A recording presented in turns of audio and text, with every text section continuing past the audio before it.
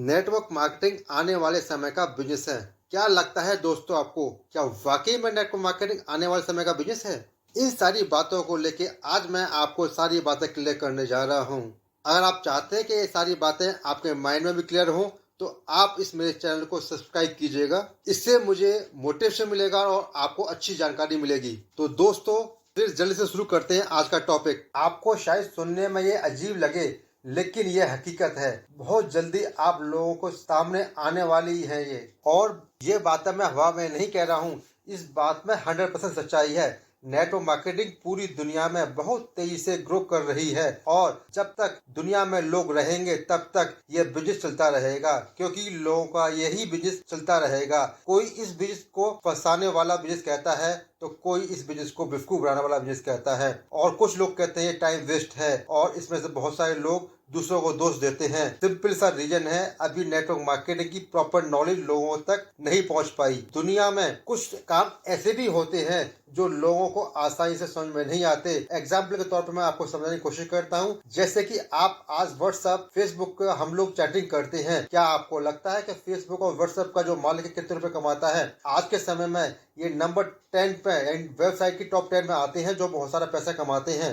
बहुत सारे लोगों को पता भी नहीं होगा कि इसमें इनकम कैसे आती है और कितनी आती है और कैसे आती है। चलिए दोस्तों, अब मैं सबसे पहले आपको समझाने की कोशिश करता हूँ किसी भी इंडस्ट्री में किस तरह से फेस आता है और क्या क्या फेस आते हैं। इस पर मैं आपको थोड़ी रोशनी डालता हूँ, तो प्लीज आप मेरे साथ लास्ट तक इस वीडियो में बने रहिए, जिससे आपके आज सारे डाउट क्लियर हो जाते हैं। हर एक इंडस्ट्री के अंदर नॉर्मली 4 फेस आते हैं। पहले फेस की बात करूं तो पहला फेस नेगेटिव आता है, फिर उसके बाद नेक्स्ट फेस पॉजिटिव आता है, एंड देन ग्रोथ फेस आता है थर्ड, एंड लास्ट में नॉर्मल फेस आता है। मैं आज इन चारों चीजों पे आपको डिटेल में समझाने की कोशिश करूंगा। अब ये 4 फेस क्या है, अब इसको डिटेल में समझ लेते हैं। पहले मैं टॉपिक पर बात करता हूँ नेगेटिव फेस। दोस्तों, नेगेटिव फेस वो फेस होता है यहाँ पे बहुत सारे लोगों को ये जानकारी नहीं होती कि इसका क्या बिजनेस मॉड्यूल है, लेकिन फिर भी यहाँ पर कुछ लोग इस पर ट्रस्ट करते काम करना शुरू कर देते हैं, क्योंकि इसमें बहुत सारे लोगों को नॉलेज नहीं होती, ज्ञान नहीं होता, फिर भी उस काम को कंटिन्यू करते जाते हैं।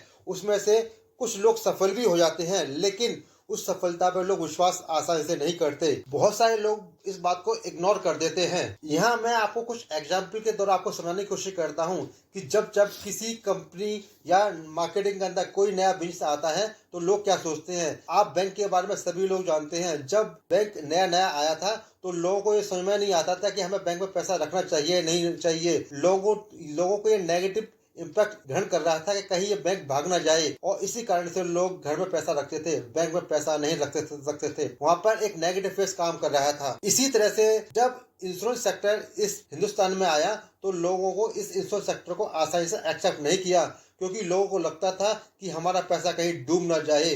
क्या वाकई में इंश्योरेंस के बाद हमें इनकम आएगी या पैसा आएगा या नहीं आएगा। इसी तरह से आपको कुछ एग्जाम्पल आपको बताता हूं मैं।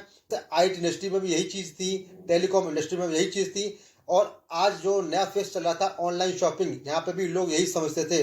लेकिन आज के समय में ये सबसे ज्यादा तेजी से काम करने वाले हैं। अब यहाँ पर जो सेकंड फेस आता है वो आता है पॉजिटिव फेस, क्योंकि जब हम नेगेटिव से निकल के लोगों की सोच को बदल पाते हैं तो वहाँ पर पॉजिटिव फेस आता है। तो जनरली पॉजिटिव फेस में होता क्या है, जब लोग नेगेटिव से निकल के आते हैं, पॉजिटिव वे में आते हैं, तो लोग वहां पर धीरे धीरे उस चीज पर ट्रस्ट करना शुरू कर देते हैं और उस बिजनेस मॉडल को एक्सेप्ट करना शुरू कर देते हैं। यहाँ पर एक पॉजिटिव एटमोसफेयर बन जाता है। यहाँ पर लोगों को कुछ रिजल्ट मिलने शुरू जाते हैं, उस लोगों को रिजल्ट के द्वारा आगे और लोग काम करना शुरू कर देते हैं, और नेगेटिव बातों को इग्नोर करते हुए लोग पॉजिटिव वे में काम करना शुरू कर देते हैं। यहाँ लोगों को लगता है कि हाँ यस, ये चीज सेफ है, हम इस पर कुछ इनकम कर सकते हैं, या हमारे को यहाँ से कुछ बेनिफिट होने वाला है। तो ये सेकंड पॉजिटिव फेस आता है जहाँ पर लोग विश्वास करना शुरू कर देते हैं। जिस तरह से मैंने आपको पहला एग्जाम्पल दिया कि जब पहले फेस के अंदर बैंक आया था तो लोगों ने इसे इग्नोर कर दिया था। इस पॉजिटिव फेस के अंदर जब बैंक आया तो लोगों ने ट्रस्ट किया और उस पर काम करना शुरू किया। जब लोगों ने बैंक के अंदर पैसे दिए, उन बैंक पर उन लोगों को इंटरेस्ट मिलना शुरू हुआ, तो लोगों को ट्रस्ट हुआ कि हमारा पैसा सेफ है, और यहाँ से उनको कुछ इनकम भी सेव कर पा रहे हैं और बचा पा रहे हैं, और वहाँ से उनको इनकम भी आ रही है। तो यहाँ पर पॉजिटिव फेस काम करता है। सेम चीज यहाँ पर इंश्योरेंस के अंदर और आधे सेक्टर के अंदर भी काम करती है। एंड देन यहाँ पर थर्ड फेस आता है ग्रोथ फेस, क्योंकि यहाँ पर नेगेटिव से लोग पॉजिटिव में आते हैं। पॉजिटिव जब चीज काम करनी शुरू हो जाती है तो वो इंडस्ट्री धीरे धीरे करके ग्रोथ में डेवलप होती है। तो एक बार जब इंडस्ट्री ग्रोथ करती है तो वो आगे कंटिन्यू ग्रोथ करती चली जाती है। लोग उसमें इन्वेस्ट करना शुरू कर देते हैं, लोग उसमें ऐड शुरू जाते हैं, तो उसकी स्पीड डबल होनी शुरू जाती है। इस तरह से लोग मैक्सिमम लोग इस इंडस्ट्री में अपने आप की ग्रोथ को फेस को देखते हैं और वो कंपनी ग्रोथ करनी शुरू हो जाती है। तो यहाँ पर third stage growth phase start हो जाती है। And fourth and last is a normal phase. Normal phase के अंदर क्या होता है कि जब लोग नेगेटिव को इग्नोर कर देते हैं, पॉजिटिव में काम करना शुरू करते हैं और वो इंडस्ट्री अपनी ग्रोथ फेज में आती है, तो यहाँ पर नॉर्मल फेज आती है। क्योंकि यहाँ पर आम इंसान भी वर्किंग करना शुरू कर देता है, क्योंकि यहाँ पर बहुत सारे लोगों को रिजल्ट ऑलरेडी आ चुके होते हैं। तो नॉर्मल इंसान भी यहाँ पर जब काम करता है तो वहाँ पर उसे अच्छी इनकम आनी शुरू हो जाती है, जिससे से बैंक के अंदर लोग बहुत सारे लोग इन्वेस्ट करते हैं, बहुत सारे लोग उस पर काम करते हैं, वहाँ से इनकम जनरेट कर रहे होते हैं। तो मैक्सिमम सेक्टर पर यहाँ पर लोग नॉर्मल फेज में काम करना शुरू कर देते हैं, इनकम आनी शुरू हो जाती है। तो दोस्तों इन आप चारों फेसों को ढंग से समझ पाए होंगे। अब यहाँ बात करते हैं कि इंडस्ट्री चूज करने का सही समय कौन सा होता है। तो दोस्तों मैं आपको सजेशन यही करूंगा कि किसी भी इंडस्ट्री में आप चूज करते हैं सही समय क्या होता है, तो मैं यही कहूँगा किसी भी इंडस्ट्री में जब नेगेटिव फेज चल रहा होता है तो वहाँ से आपको उस इंडस्ट्री की स्टार्ट करना चाहिए, क्योंकि वहाँ पर कंपटीशन बहुत ज़्यादा कम हो जाता है और लोग नेगेटिव फेज में होते हैं। तो हम लोग यहाँ पर नेगेटिव फेज में काम करते हुए चांसेस हमारी ज़्यादा होती है कि हम लोग उस ऊंचाई पर आसानी से जल्दी पहुँच जाते हैं जो हमारे अपने माइंड में सेट किया हुआ है। क्योंकि जब इंसान ने नेगेटिव फेज में काम करना शुरू किया तब तक आप यहाँ पर जब second phase positive phase, third आपकी जो फेज आती है growth phase and then normal phase आती है, तब आप ये देखेंगे कि उस इंसान ने नेगेटिव से स्टार्ट किया था वो नॉर्मल करते करते सक्सेस पे पहुंच जाता है। तो दोस्तों आपने ये समझ में आया होगा कि आज के समय में network marketing business negative phase में काम कर रहा है, क्योंकि आज आप जिस किसी से बात करते हैं वो हमेशा नेगेटिव ही बात करता है। तो आज का समय आप स्टार्ट करेंगे तो आने वाले समय के अंदर आप 100% उस बिजनेस के अंदर सक्सेस होंगे, जहां पर करोड़पतियों में आपका सबसे नंबर 1 पे आपका नाम होगा। दोस्तों आपने ये भी जाना होगा कि आज नेगेटिव फेज में जो लोग काम कर रहे हैं और जो कंटिन्यू वर्किंग कर रहे हैं वो सक्सेसफुली और करोड़पति इस नेटवर्क मार्केटिंग दिए हैं।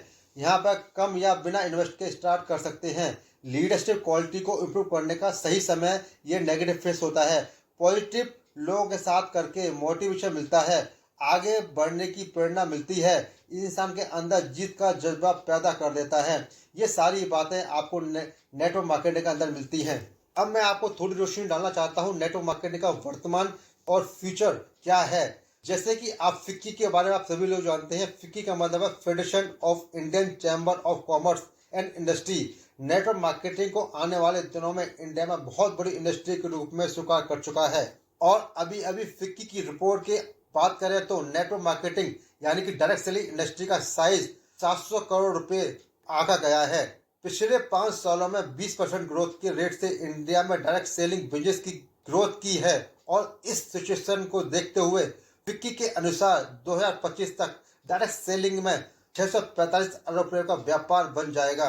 आप इससे भी वाकिफ होंगे कि जो आज डेवलप कंट्री हैं लाइक अमेरिका, ऑस्ट्रेलिया, चीन, जापान, कोरिया, थाईलैंड, ये सारे कंट्रीज जो है इन्होंने आज से काफ़ी टाइम पहले इस इंडस्ट्री की शुरुआत की थी। तो क्यों ना हम लोग समय को वेस्ट न करते हुए हम भी नेटवर्क मार्केटिंग में जल्दी से जल्दी कदम को रखें और अपनी सफलता को सुनिश्चित करें। तो दोस्तों उम्मीद करता हूं कि ये आपको कुछ पॉइंट मैंने शेयर किए आपको अच्छे लगे होंगे। मैं चाहता हूं कि इन पॉइंट्स को आप अपने दोस्तों और फ्रेंड्स तक लोगों को शेयर कीजिए, जिससे उनको भी इस चीज से मोटिवेशन मिले। और मैं आपको मिलता हूं नई वीडियो में। ये मेरा आज डे 3 था मेरा 10 चैलेंज का चैलेंज। तो see you soon, bye, thank you very much.